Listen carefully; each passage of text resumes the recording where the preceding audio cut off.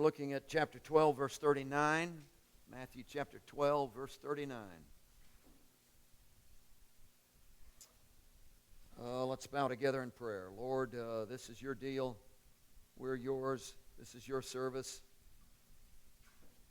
We would believe with all of our heart that you have destined and designed us to be together in this hour, unlike any other hour, any other time before, or ever will be again. And in the name of Jesus, we yield ourselves to you for the purpose of your communication to us that is for this particular time. Lord, help us to see clearly. Help us to grasp and understand the depth of our lives. Not fact, data, but deep inward truth, as you would literally give it to us. We're open to you. We're paying attention. We're not distracted. We're focused. Let your word speak as you alone can speak to us. To that end, we commit these moments in Jesus' name. Amen. Begin our reading at verse 38, Matthew chapter 12, verse 38. Then some of the scribes and the Pharisees answered, saying, Teacher, we want to see a sign from you. But he answered and said to them, An evil and adulterous generation seeks after a sign, and no sign will be given to it, except the sign of the prophet Jonah. There is a basic concept that we propose all the time, and the reason we propose it is because it's so biblical that everywhere you go in the Scriptures, it just seems to show up. So we constantly keep coming back to it. It's a fundamental principle. It's not a principle for certain aspects of Christianity, and then not for other aspects, but it's a fundamental principle that literally intertwines and flows through and literally is the foundation for all Christian thought process and everything that's going on in the Christian faith.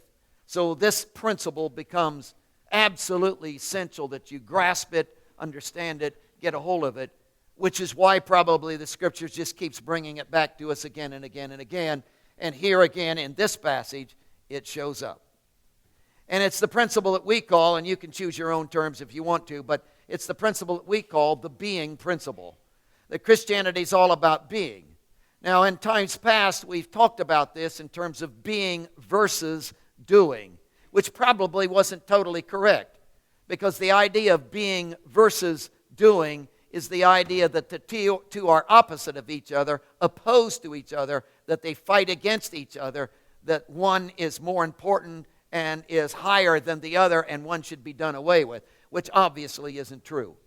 So we've never been against doing. Nobody's against doing. You can't be without doing. So doing is an absolute essential part of everything that's going on in Christianity.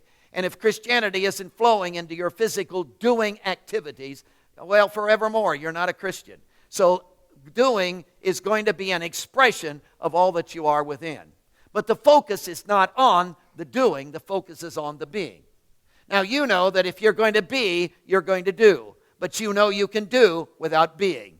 Therefore, that tells you that while they are not opposed to each other, we're not against doing at all, we certainly are focused on the being.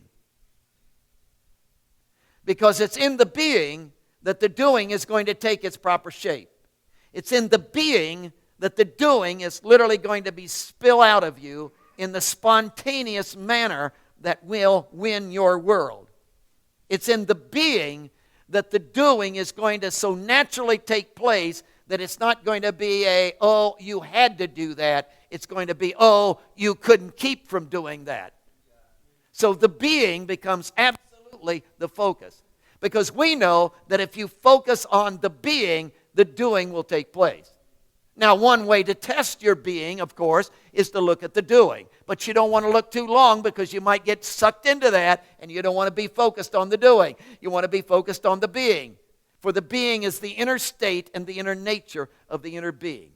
And that's all over the Scriptures. So that's why we are constantly coming at you, not saying, oh, you ought to do this, you ought to do that. Here's the next rule. Here's another rule. Here's a rule. Follow this. Do that. Give this. Be there. Hey, that we don't talk that way. Why? Because we're really stuck on driving you into the being concept. You have got to begin to be. And being is an intimate relationship with the person of Jesus. So being is absolutely fundamental. Now, that is highlighted in our passage. In verse 38, the Pharisees came, and scribes and Pharisees came and said, "Teacher, we want to see a sign." They are demanding a physical activity of doing, which will convince them that they are of who Jesus is being. In other words, they're going to judge their entire view of his being in light of the doing. They think the doing is what produces the being. They want a physical sign. Now, you realize that Jesus is not against signs. In fact, that becomes obvious and evident in the passage itself, that he's not against signs. He's going to give them a sign, but the sign is all wrapped up in the being, not in the doing. And they want a sign in the doing. And he's been doing signs that have been spilling out of his being, but they haven't recognized the sign, which is the being, because they've been so wrapped up in the doing. Not losing you, am I? Hang on to it, because this really matters. See, their whole approach to this is backwards. See, they're all wrapped up in the doing. Therefore, they look at the doing and judge everything in the being from the doing. Where they should be all wrapped up in the being and judge everything in the doing out of the being. They've missed it. This became very evident in the cross situation. They're hanging around the base of the cross. They're looking at the cross, Jesus dying, and he is being a redeemer in redemptive process, and he's even doing a redemptive thing, but they don't see it. Because they aren't into the being, they're into the doing. And they're saying, Jesus, if you really want us to believe in you, if you really have a hotline to heaven, if you are really intimate with the Father, if you're really the Son of the Father, then, hey, we could believe that if you would do this one thing, come down from the cross. And in the physical activity of coming down from the cross, in that doing, we will focus on the doing, and then we will judge your being out of the doing. That's backwards.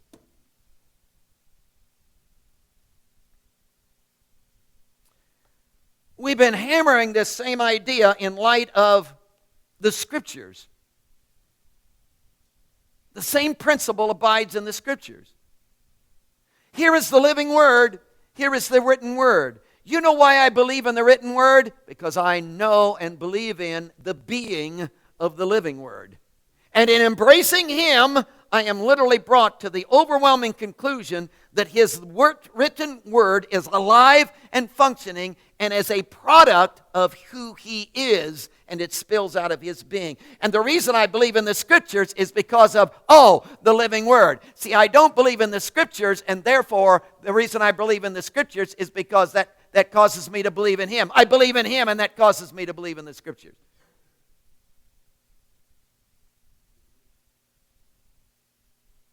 If you focus on the Scriptures, you will do critical analysis, you will do academic investigation, you will do all of the kinds of things that are connected with data and information, and you will miss who He is.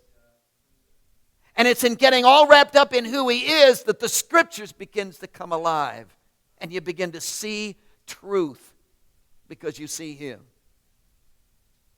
Well, prove to me the Scriptures. Cannot. Are all of the prophecies of the Scriptures fulfilled?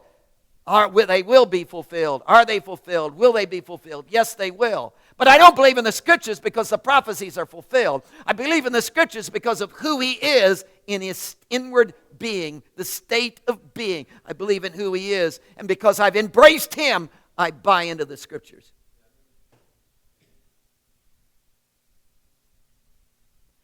So the whole deal comes back to this being and doing.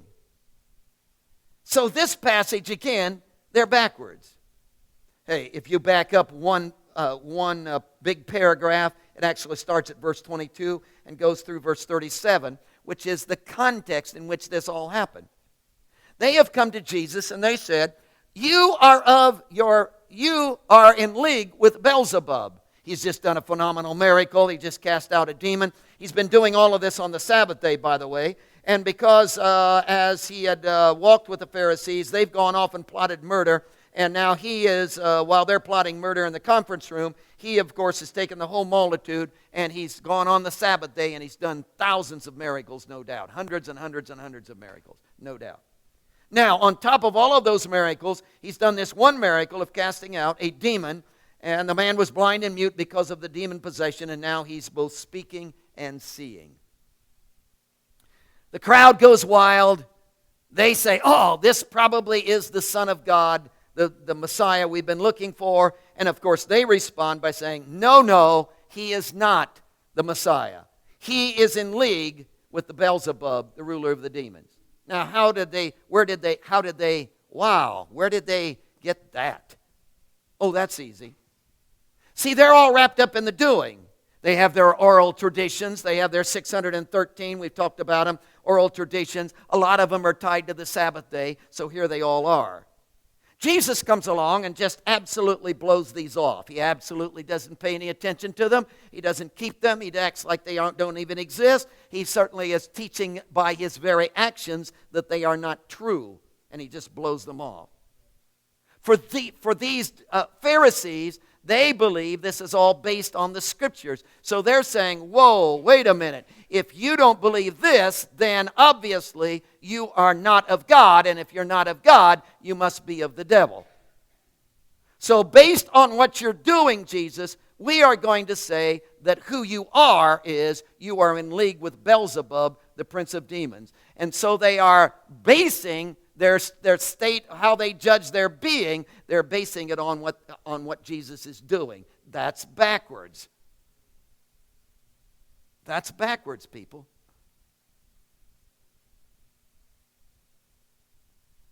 See, the real danger is we get so wrapped up in the doing that we begin to judge everything from the doing when it should be being, and we judge our doing from the being.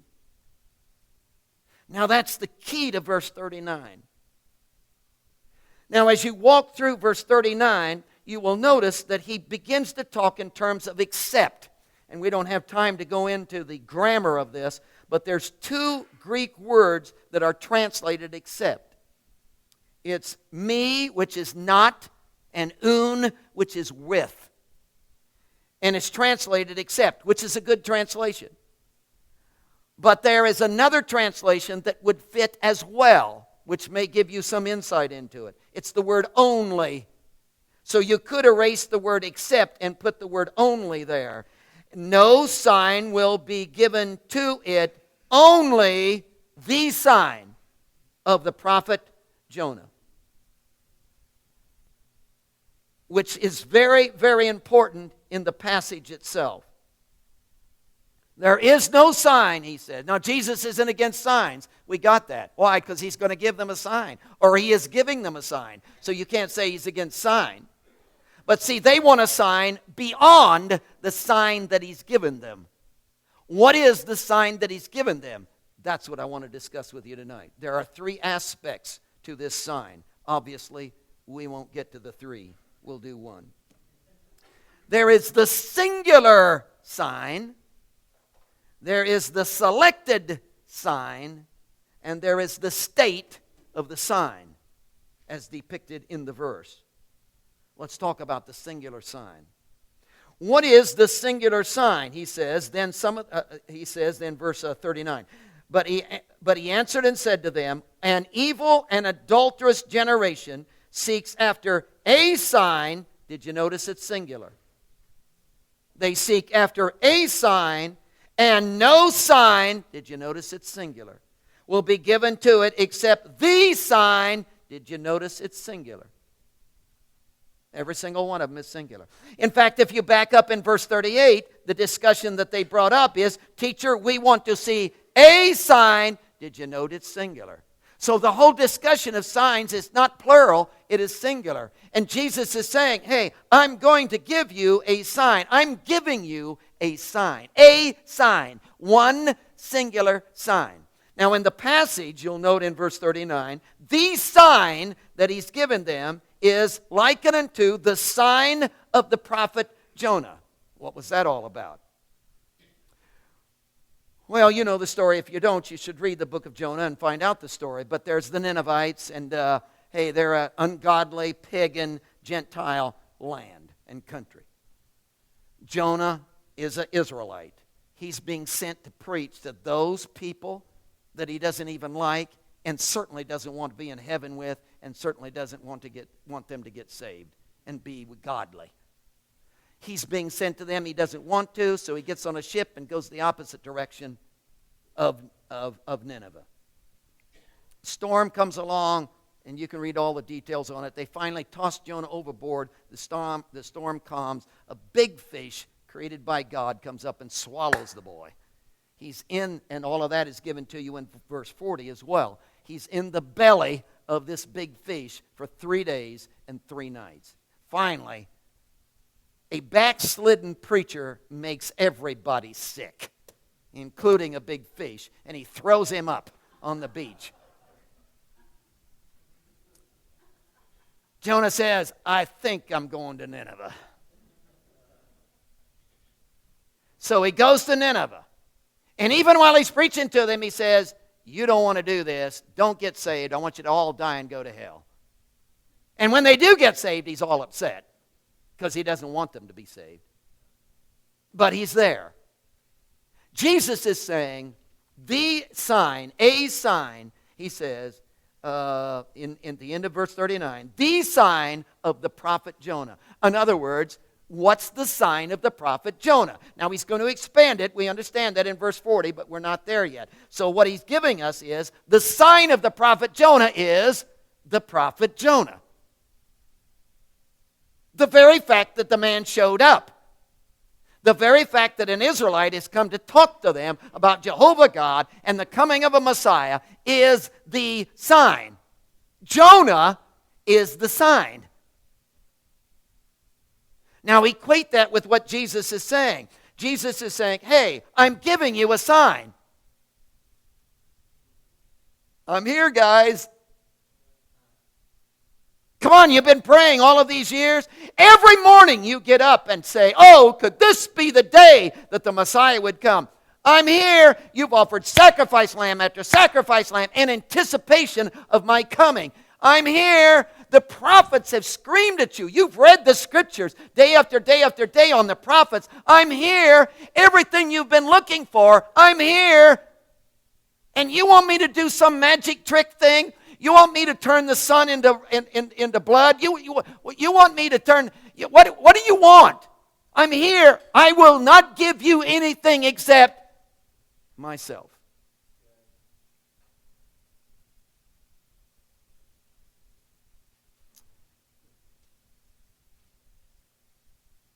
Which is a being thing. Now the danger is this. Get this. The danger is this. The moment you begin to slide over, Jesus is the Messiah. Got that. Is he going to do something for our lives? Absolutely. But the minute you slide over and become wrapped up in what he does, you miss who he is and focus on the wrong thing, and it takes you astray. For instance, Jesus is the Messiah. He's going to give us salvation. Wow, isn't that good news? Jesus is going to give me salvation. I run to an altar, I confess my sins, I repent, I believe. He saves me. He gives me this gift of salvation. I have it. Now, this is something he has done for me. I go off now and use it, and the minute you begin to separate salvation from his being, who he is, and it becomes something he does for you and that you receive, you then can begin to shape it and make it into the form that you want it to be in. That is dangerous.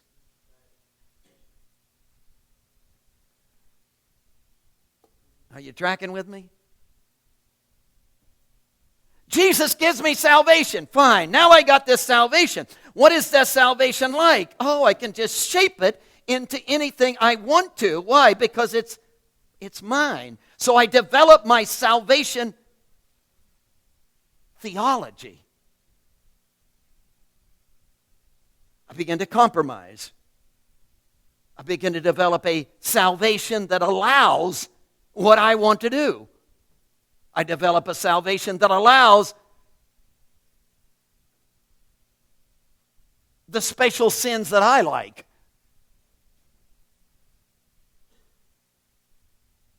And I shape it. It helps me develop all kinds of excuses. It helps me to develop, and I've got it. Why? Because I'm not focusing on who He is, the sign. I'm focusing on what He does, which is the disaster. Now, if I come back and focus on who He is and realize that salvation is never anything He gives me, it's always who He is. And you never have salvation apart from Him. And it's not something you come to an altar prayer and get and go off and experience apart from Him.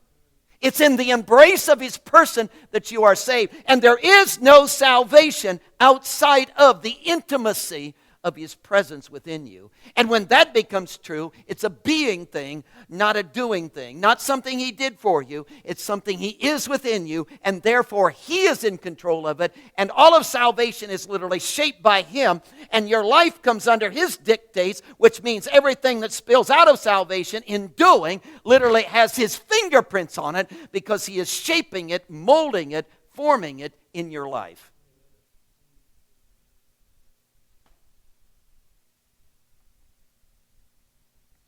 Now, to tell you the truth, I like the salvation of doing better. Because again, Jesus died for me. Oh, thank you. I take this salvation, I walk over here, and I begin to experience it in my own life and begin to do something with it, and I can shape it and I can form it. And I can build, for instance, a sinning Christianity. Hey, I'm a sinning Christian. What's the difference between a sinning Christian and a sinning non-Christian? Obviously nothing in lifestyle. Because the Christian, he lies. The non-Christian, he lies.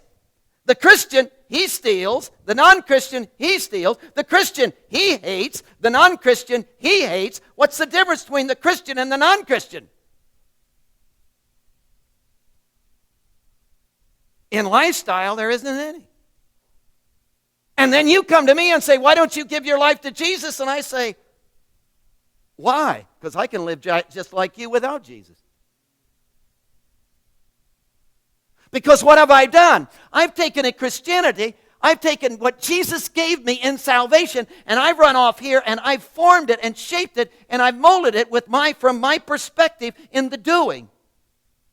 Now, what would happen if you'd run back over here and focus entirely on the person of Jesus, and that salvation is not something He gives to you and you can run off with? Salvation is the intimacy of His presence and what He wants to be and who He is within you. And He literally comes to indwell your flesh and begins to spill His resource through you. What kind of life is He going to shape and mold out of your life?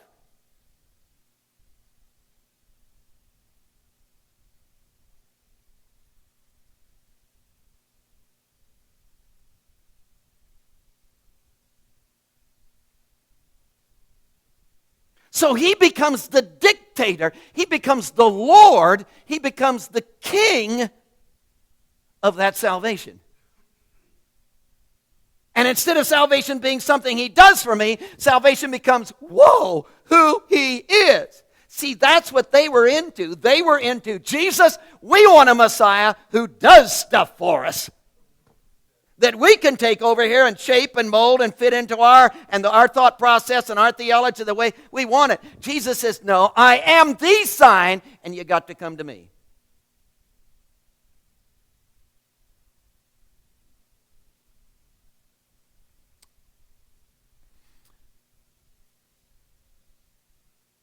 I really got intrigued with this concept in relationship to Matthew chapter 24. Matthew chapter 24 is all about the end times.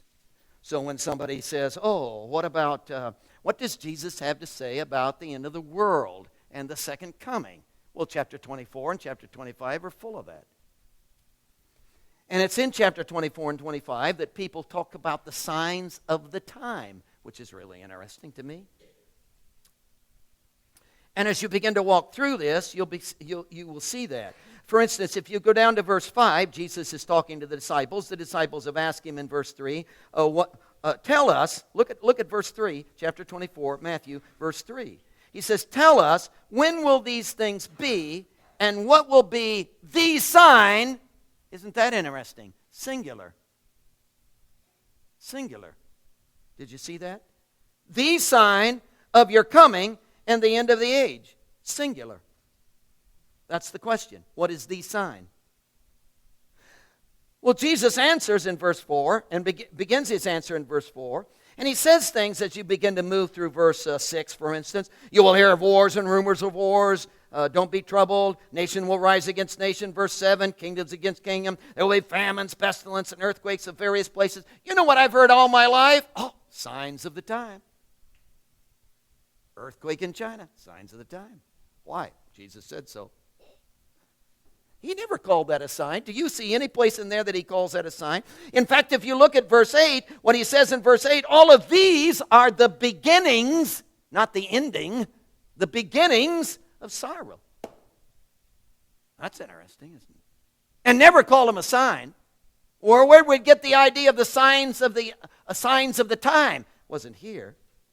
In fact, if you will go down, to verse 24, you will note it says, for false prophets and false Christs, and false prophets will rise and show great signs. The only time signs is plural in the whole passage of chapter 24 is when it's related to false prophets.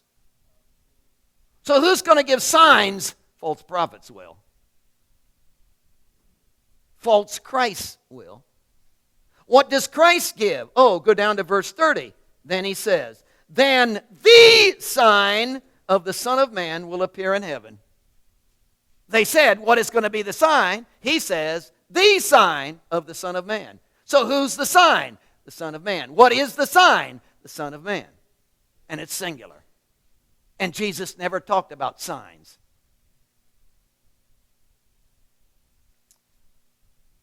You look mad. It's not my fault. It's really not my fault. Wow, isn't that interesting? Isn't that interesting? Why? Because the whole deal of Christianity is back to Him, people. It's back to embracing the person of Jesus. See, would you please forget everything else and would you just go all out for Jesus? Would you please just dump all the guilt, well, I should have done, well, I got to do that first. Would you just dump all that, and would you just get all wrapped up in Jesus? Come on, would you just jump into His arms? Would you just fall in love with Jesus? Would you just let your whole life just be permeated with His presence? Would you just let Him master your mind? Would you just have absolute, total confidence in Him? Would you just let His total, absolute will be the answer for everything that's within you? Would you just quit trying to figure it out for yourself, and would you just give yourself to Him? Would you just quit trying to work on it, and would you just relax and let Him do what He wants to do? Would you just get all wrapped up in who He's being instead of what He's doing? Would you forget about miracles? Would you forget about the gifts of the Spirit? Would you forget about, well, so-and-so did such and such? Would you just forget about all that and just get, wow, isn't Jesus something? And just embrace Him and let Him embrace you and let Him do something in your life that you can't do? Well, Christianity's hard. I don't see that as hard. I see that as the simplicity of the sign, and would you embrace the sign? And we're always saying, well, if you just do this, Lord. Yeah, if you just take that wall over there and lean it 45 degrees for about 5 minutes and bring it back up straight, maybe I could believe. And you would choose that over His presence when He's banged on your forehead, He's knocked on your door? Man, what do you want?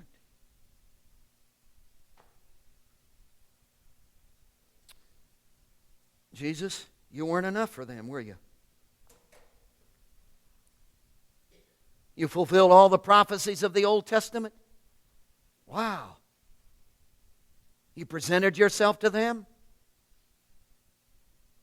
And you just weren't enough for them. They were always wanting something beyond. Because they wanted a salvation that was all wrapped up in the doing thing. They wanted you to bring peace, but a peace that was theirs that you did. You don't give us peace, you are our peace. You don't give us power, you are our power. You don't give us happiness. Hey, Lord, help us to forget about happiness and just be yours. You didn't come to bring us success. You came to give us yourself. Could we forget about success and just focus on you? Could our lives just literally be permeated by your presence? Could we just literally be all wrapped up in you? Could our lives just be throbbing with the being of your person? And out of that, would all of the activities that are necessary for your will to be accomplished in our day be done?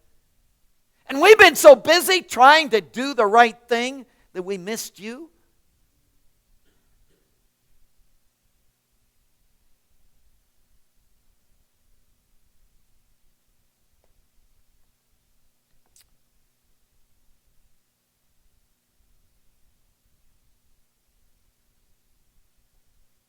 Heads are bowed.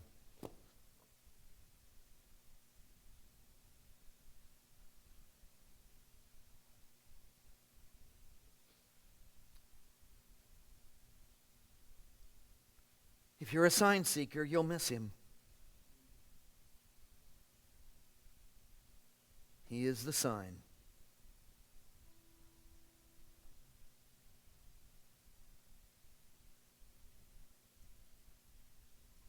Come on, would you quit trying to figure it out and would you just be his?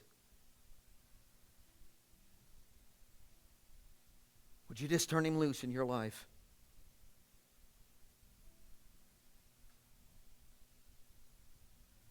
Would you focus on the essence of his person? Would you let him permeate the depth of your being?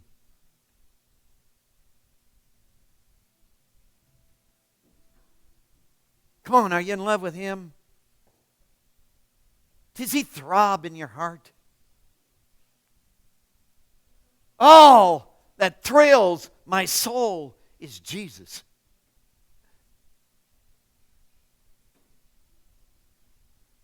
You are wrapped up in benefits.